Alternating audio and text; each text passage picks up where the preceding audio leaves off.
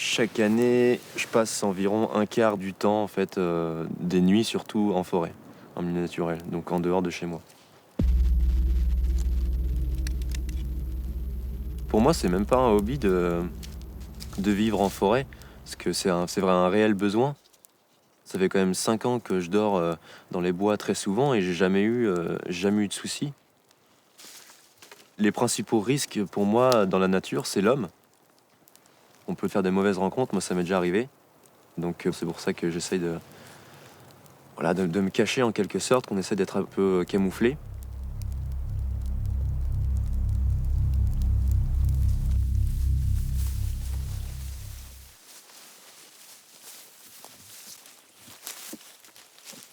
Moi c'est Alexis Bruce, j'ai 19 ans.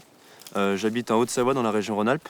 Je pratique le bushcraft et également la survie et le survivalisme.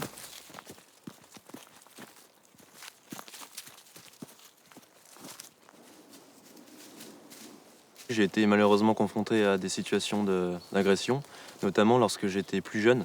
Donc en étant très timide, j'ai été confronté à beaucoup de moqueries. Et à la sortie du lycée ou du collège, des personnes venaient pour me charrier, voire essayer de me taper. Et en fait, du coup, je vivais difficilement avec les autres. Et donc j'avais pour coutume d'aller seul en forêt.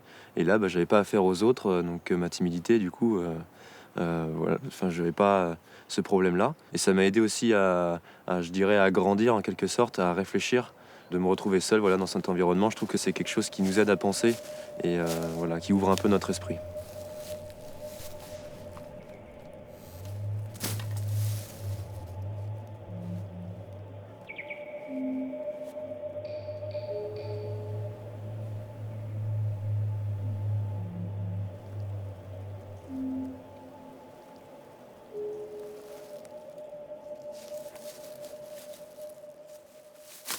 Bon, là, on a de la chance, on est tombé sur du bouleau. Donc on va y récupérer l'essence, l'écorce du bouleau qui est chargée en essence et en résine. Ça nous permet d'allumer le feu pour ce soir. C'est surtout le bushcraft au début qui a plus révolutionné ma vie. Le bushcraft en fait c'est basé sur des techniques modernes mais aussi ancestrales pour vivre et pour entre guillemets être bien en forêt ou voilà dans la nature. Il y a une grosse partie qui est sur l'alimentation qu'on peut trouver dans la nature, en milieu naturel, qui peut nous permettre de ne plus survivre, mais vivre sur plusieurs jours. Et là, on a notamment de l'ortie. Alors on va essayer de faire des beignets avec ces feuilles d'ortie.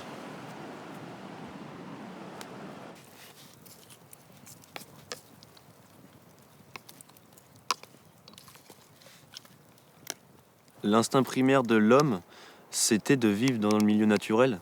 Donc c'est pour ça que moi je pense que la meilleure chose à faire, c'est de retourner, entre guillemets, à l'état sauvage. Et c'est là qu'on s'en sortirait le mieux.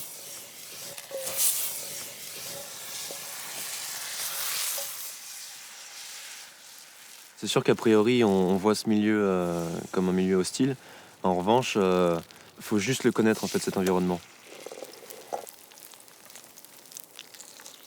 Et donc je pense que voilà, si vraiment il y a un choc qui arrive, voilà, je sais pas, une guerre civile ou enfin un truc au niveau du climat écologique ou plein de choses, c'est dans cet environnement que je serai le plus sûr, puisque c'est là où il y a le moins de monde, on est le plus tranquille.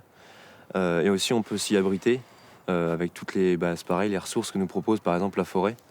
Donc c'est pour ça que je pars du principe que si vraiment je veux m'évader, être seul, être protégé, je peux partir en pleine montagne, et personne ne peut me retrouver en fait. Retrouver la nature, retrouver sa nature. Difficile de savoir s'il cherche plus à se recentrer ou à nous échapper. Et si, pour certains survivalistes, la catastrophe n'était qu'un prétexte et la préparation, une thérapie.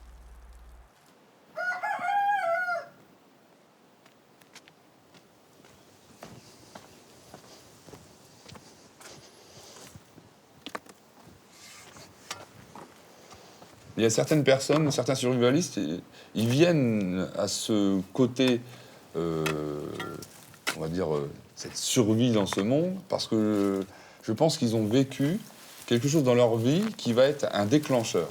Et je pense que ça, faut le temps de le digérer parce que c'est ce qui s'est passé aussi un petit peu pour moi. C'est-à-dire que j'ai subi une sorte de burn-out. C'est-à-dire que sur le coup, ben, on est très épuisé, on ne sait plus ce qu'on fait. Enfin voilà, on est vraiment. Donc j'ai pris le large et ben, je me suis dit pourquoi j'essaierais pas de vivre quelque chose que j'ai rêvé quelquefois. Et puis je me suis dit, ben, je franchis le pas, je me donne les moyens, je vais vivre ce rêve. Voilà. Attention.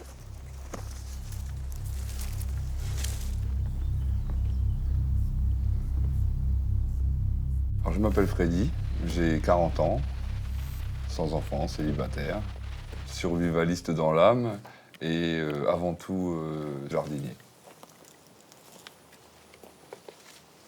Moi, dans mon cas, la rupture est consommée. Et peut-être que cette rupture a été consommée par cette histoire de digestion du burn-out, justement. Je vois, il y a tellement de personnes qui ont la nausée dans leur travail, dans le fait d'aller tous les jours au même endroit, à se poser des questions, se dire est-ce que je fais bien d'y aller, pourquoi je me lève le matin, etc.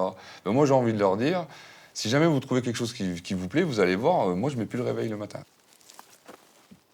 Ça fait 10 ans que le matin, mon cerveau, il se dit qu'est-ce que je vais faire aujourd'hui pour me faire plaisir? Qu'est-ce que je vais faire pour avancer les choses? Donc, il faut le temps de reprendre, on va dire, forme et retrouver ses propres marques. Voilà. Bon, moi, je les ai trouvées à travers un bâtiment, à travers le fait de jardiner, etc. Et ben, des choses des fois très simples, ça me suffit à être heureux. Et ça, je crois que c'est ça aussi qui est important à prendre en compte.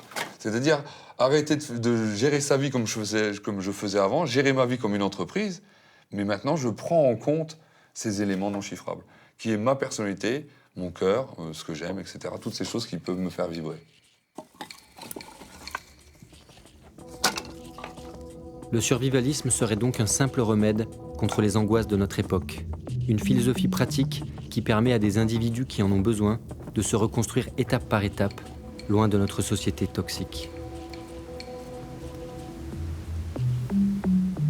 Alors j'ai rencontré le mot survivaliste après l'avoir été, parce que j'ai commencé donc à être dans cette philosophie, comme on dit, en 2011, suite à une perte d'activité. J'ai perdu beaucoup de clients d'un coup, donc perte de disette, hein, évidemment. On avait même du mal à faire les courses pour manger à 3. Il y a même des amis qui venaient nous amener à manger, hein, nous donner donc des conserves, des pâtes, du pain, parce qu'on n'avait quasiment plus rien. Je me suis dit, non, plus jamais ça, il faut qu'on pallie, il faut qu'on trouve une solution pour avoir tout le temps à manger. Donc j'ai fait mon stock de nourriture au début, quoi. Ben, moi je m'appelle Philippe, j'ai 59 ans, je suis artisan. J'habite dans un milieu rural, dans le Grand Est lyonnais. Les gens pensent tout de suite que je pense à la fin du monde, quoi. Une guerre nucléaire ou un chaos généralisé sur la planète. Donc tout de suite, donc, je les avertis, non, je ne pense pas à un chaos, la fin du monde, ce sera peut-être pas la fin du monde, mais peut-être la fin de notre monde ou la fin de votre monde, quoi. La fin de mon monde, c'est que demain, j'ai plus accès à la nourriture, que j'ai plus accès à l'électricité. J'arrive chez moi, j'ai le son interrupteur, il n'y a pas de lumière. Quelque part, c'est la fin de mon monde, quoi. J'utilise mon stock quasiment tous les jours, comme un magasin. Ici, donc j'ai environ 20-25 kilos de pâtes. Donc les pâtes, ça se conserve, j'aurais 10, même 15 ans, ça peut se conserver. Ça peut se conserver jusqu'à 30 ans, le riz. J'ai ensuite tout ce qui est un peu les condiments, les sauces tomates. Donc c'est tout des conserves maison. Donc j'ai des soupes, j'ai de la ratatouille. Une conserve, ça peut se conserver jusqu'à 10, 15 ans. Un petit peu de thon et de sardines également, pour les oméga 3. Un peu ici, tout ce qui est soins, bandages, sparadrap. Il y a également un petit peu d'huile. Pareil, très longue conservation, l'huile. J'ai des feuilles de blé de l'année dernière, des côtes de blé, enfin tout ce qui est légumes. J'ai aucune bouteille d'eau dans mon stock. Par contre, j'ai un filtre ici, c'est un filtre qui peut me filtrer l'eau, donc qui filtre les métaux lourds, les virus et les bactéries. Et on va terminer par le stock dormant. C'est un stock mort pour moi. C'est tous des aliments que je ne mange pas en fait, que je fais que stocker. Alors pourquoi on peut le conserver là-dedans jusqu'à 25 ans? Parce que c'est sous vide d'oxygène. Donc pas d'oxygène, pas d'oxydation. Voilà, c'est ce qui va permettre de conserver les aliments très très longtemps. Quand on a connu la faim, la réserve alimentaire est une assurance vie. En exorcisant la peur du manque, le stock promet un avenir paisible pour soi et sa famille, quoi qu'il arrive. Est-ce que tu trouves toujours ça absurde? J'essaye, moi, au jour le jour, de vivre comme si j'étais en survie. Donc le jour où je vais y être en survie, j'aurai pas trop de différence de mode de vie avec l'avant. Donc psychologiquement, j'aurai pas non plus de désordre intellectuel ni psychologique le jour où je vais être en survie. Il faudrait donc anticiper constamment la catastrophe qui vient pour vivre plus sereinement. Chaque jour, essayer de prévoir l'imprévisible en attendant que l'exceptionnel devienne la norme. Se préparer à tout, partout, tout le temps, quitte à vivre sa vie à l'ombre d'un désastre.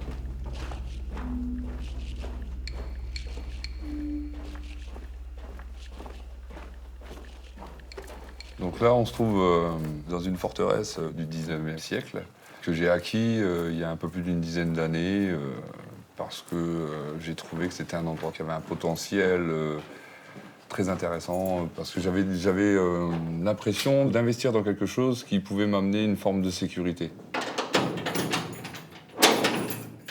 C'est-à-dire une sorte de, une forme de carapace, une forme de... Ce que j'ai vraiment cherché, c'est cette protection vis-à-vis, on va dire, de mon environnement total, plutôt qu'une protection, justement, vis-à-vis de l'homme. Et j'avoue que le premier, on va dire, le plus grand détail qui a pesé dans ma décision a été malgré tout ce retour à la terre, c'est-à-dire le fait d'acquérir une propriété où il y a une certaine surface.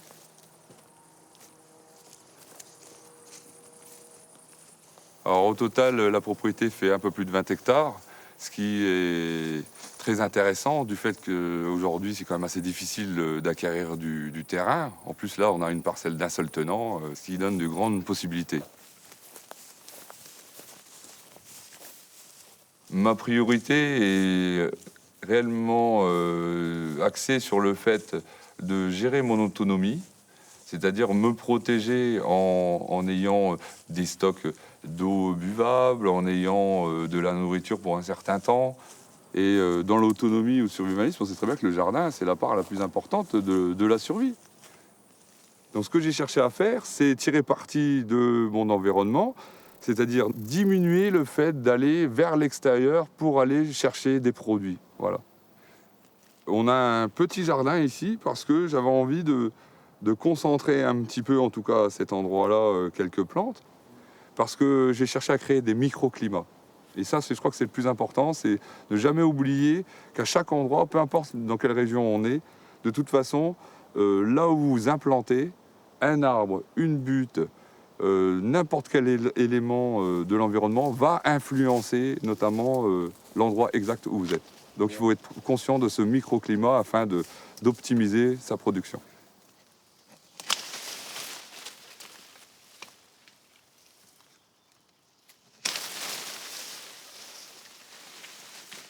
Et cette autonomie, il ne faut pas oublier que ça augmente mon confort de vie.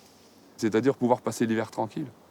Parce que malgré tout, on n'essaye pas de faire la cigale, on essaye plutôt de faire la fourmi. Pendant que le chant des cigales accompagne le chaos, les fourmis s'affairent. Elles anticipent l'avenir au jour le jour avec une rigoureuse sérénité, comme si de rien n'était.